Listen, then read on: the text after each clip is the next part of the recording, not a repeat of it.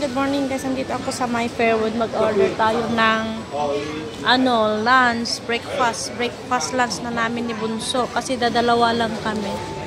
So, order tayo dito. Ito na lang papakain ko sa kanya. Steam rice noodles. Congee. Masarap yan. So, yan papakain ko sa kanya. Yung akin naman is meron akong curry, yun na lang yung papakain ko. While waiting, antayin natin siya. 1:41, wala pa. Naka-prepare pa lang siya. So, upo muna tayo. Ayan, nakalimutan niya, hinabot talaga. Mamantay, ah. Because I sit down on your table, so I saw you sit down there. Okay. Nakalimutan nila yung bag nila. Ayan, thank you yung kasama niya. So, hinabol ko talaga. Ayun yung lalaki. Ayan. Okay, mamantay ah. Ayun, hinabol ko yung may-ari kasi nakalimutan niya yung bag niya.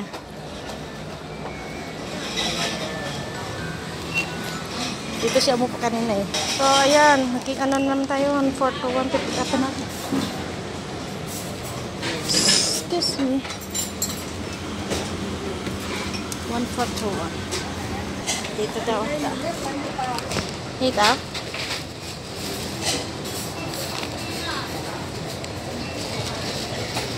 So, ayan na.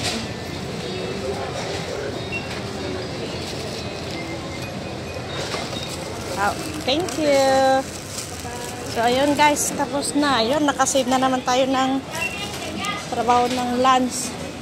Pipick upin ko si Bunso ng 11:30. Meron siyang math class. So, actually, ikwento ko yung nangyari doon sa mag-asawa. Na nakalimutan nila yung bag nila. So, nag-order ako dyan sa Fairwood. Ayan, Fairwood. Ng lunch namin ni Bunso. Uupo ako doon sa table na nag-upuan nila. Katapos lang nilang kumain. Tapos yun, nakalimutan nila yung bag nila. So, hinabol ko siya. Hinabol ko, tumakbo ako. Bag ata nung lalaki, hinabol ko. Tapos sabi ko, nakalimutan nila yung bag nila. Yung I think it's belt bag. Bilisan ko maglakad. Oh, takbo!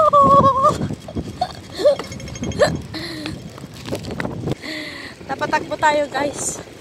Ang lamig ng panahon. So, susundayin ko si Bunso. Dito yung pinaka-busy road dito. Latakbo, saring tatakbo pa. So, yun. Yung mag-asawa, pasalamat sila. Kasi minsan, meron na naman nangyari sa akin minsan. Yung sa 7-Eleven, nag-top up ako ng pera.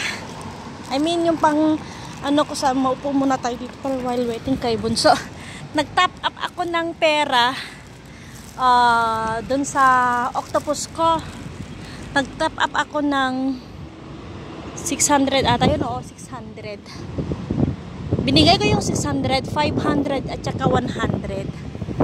After nun, hindi ko naman iniisip bakit bibigyan niya ako ng 400. Pero itong cashier kasi is busy din siya sa sumunod na customer. So, hindi niya ako narinig. Babalik ko yung 400. Sabi ko sa kanya, bakit mo ako binigyan ng 400? Kasi, hindi siya tapos bumalik ako. Pinakita ko yung resibo. Sabi ko, huwag mo akong bibigyan ng 400 kasi 600 lang yung binigay ko. 500 tsaka 100. Sabi niya, really? Oo, yun. Ang happy nung girl. Kasi nga, binalik ko yung 400. Alam ko kasi, ramdam ko kasi yung nag-aabuno sa cashier ba. Kasi dati sa Pilipinas, nag-work din ako sa cashier, nag-work ako bilang katulong, ang dami kong hanggang ngayon katulong pa rin, diba? So, yun, ang dami kong mga experience ba sa mga ganyan. Nahirap kayo yung ka sa pera, nag-grab ka ng opportunity about sa pera. Alam nyo, minsan, hindi natin alam na kailangan pala natin ng pera. Pero in a clean way. I mean is much better mangutang kaysa magnakaw or kaysa sa mag-cheat sa ibang tao. Yon.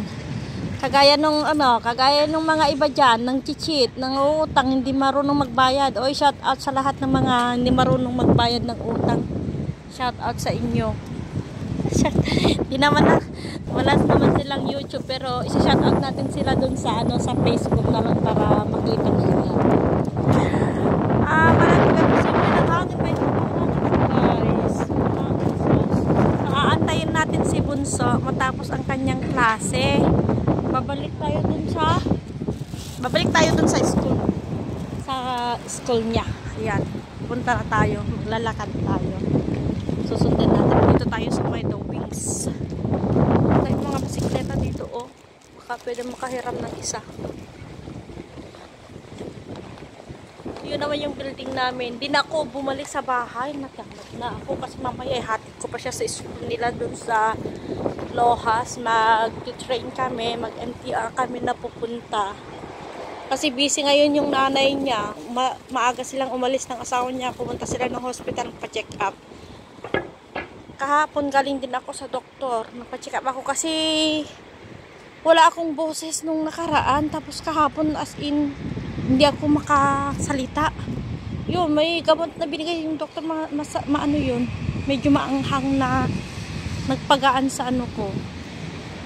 Sa chest ko. At saka yung nawala yung husky voice ba? Husky. Naging husky voice yung paos. Yung paos yung boses mo. Yung kumanta ka ng 24/7 ng shishgun. Na yung tono is pataas pababa. Yun yung boss. Walang lalabas. My God. So, okay na ako ngayon. Sa awa ng Diyos, okay na yan. Nakakapag-vlog na naman. Oh. Nandito tayo while waiting kay Bunso. So, titignan natin si Bunso kasi 11:30 matapos yung kanyang klase. Tapos naman na tayo maglinis sa bahay kaya hindi na tayo babalik doon. Aantayin na lang natin siya. Ikot-ikot muna tayo dito while waiting. Ay, inumin muna natin. May kape ako dito ng kape. Sa kanya lang yung rice noodles and congee. Yun yung papakain ko sa kanya. Ako naman is kakain ako ng rice at saka ay, ang gaganda ng mga halaman, oh. Di ba parang plastic lang? Gaganda nila, oh. Parang plastic. Ang ganda din ng mga may ganyan kami, oh. Ito yung flower, oh. Yellow. Ito yung naiuso pag December. Mag-December marami kaming ganyan, totoo. Buhay siya. Buhay talaga. Kala ko hindi. Totoo talaga siya. Totoong halaman. Ayan, o. Nakaano siya. Totoong halaman yan. Kala ko plastic. Pero real siya, guys. Real. A real Christmas tree. May mga orchids sa loob. Maraming klase ng ng halaman sa loob.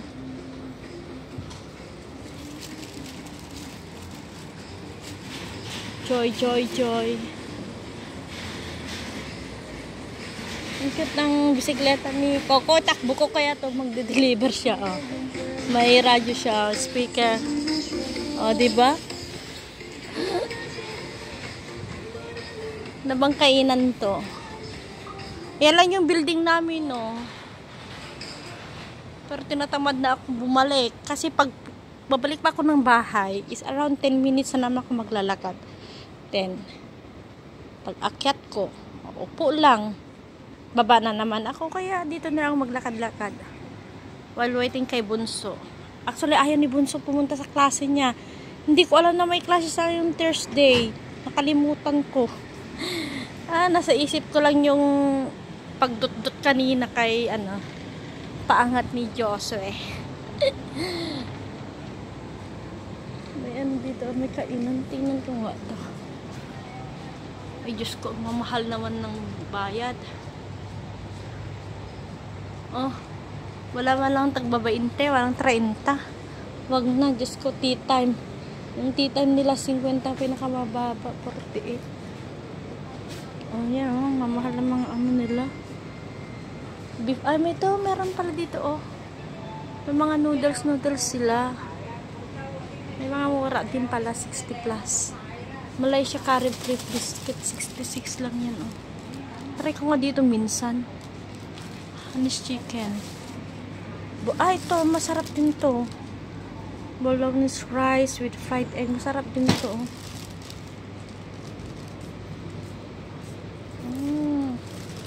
May mga ano din dito, mga kung gusto mo mag-additional 2 pieces. 24 2 pieces. Bili ka na lang sa market. Ipiprito mo lang yan.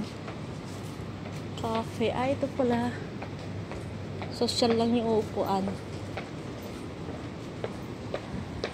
So, yun guys. Uy, magsha-shoutout na ako. Shoutout! Shoutout to Syra Subok, to Jose Villa Garcia. Thank you so much. Uy, maaga na ako mag-shoutout, ha. Shoutout ko na, mag-shoutout na ako. Lahat ng mga Team Academy. Thank you so much. Merry Christmas. Shoutout ko na kayo. Papakita ko sa'yo ng Christmas tree. Lahat ng mga Team Academy, mega love shoutout sa inyong lahat. Syra Subok, Jose Villa Garcia, Muy Kway, The Explorer, Marbelin Sumait, Marles Pulido, Wayne Folante, Sisis Fiorio, mega love shoutout. So, DJ Winry sa mas vlog, mega love shoutout sa inyong lahat. Sis EVR Vlogs, mega love shoutout. Si Josephine Tablatin, kay Chuck's Vlog, mega love shoutout sa inyo guys. Thank you so much. Sila Nanay Des, Nanay Marlene, Nanay Marta, mega love shoutout sa inyong lahat. Thank you so much. Kaya Merry Christmas sa inyong lahat. Oh, nag-i-snow na dito, oh guys, nag-i-snow na. Sino pa yung hindi natin na siya shoutout dyan? Mega love shoutout sa inyong lahat. Sa mga hindi pa na shoutout dyan, God bless you all. Team Academy, thank you so much. Shoutout din kin sina Diyos. Oh, kay ex-Syra. Ay, ex-Syra. Ex-jowa ni Syra. Yan tuloy, nabubulo na naman ako. Ex-jowa ni Syra. Oh, mga ex-ex nyo dyan. Shoutout sa inyong lahat. God bless you all, guys. So, yan, pabalik na tayo sa kanyang klase, si Bunso. Tingnan natin dito. Ito, nagkaklase yung si Coco. Diyan dito, oh. Dito siya nagkaklase sa math class dito. Yan, abacus. Kanya-kanyang Ayan. So, diba? Dito yung class niya. Ayun, guys. Bababay na ako dito sa math class yung aking alaga. Dito sa may side mall. Upo muna ako dito while waiting sa aking bunso. So, ayan. Bye, guys. Bye-bye. God bless. Bye.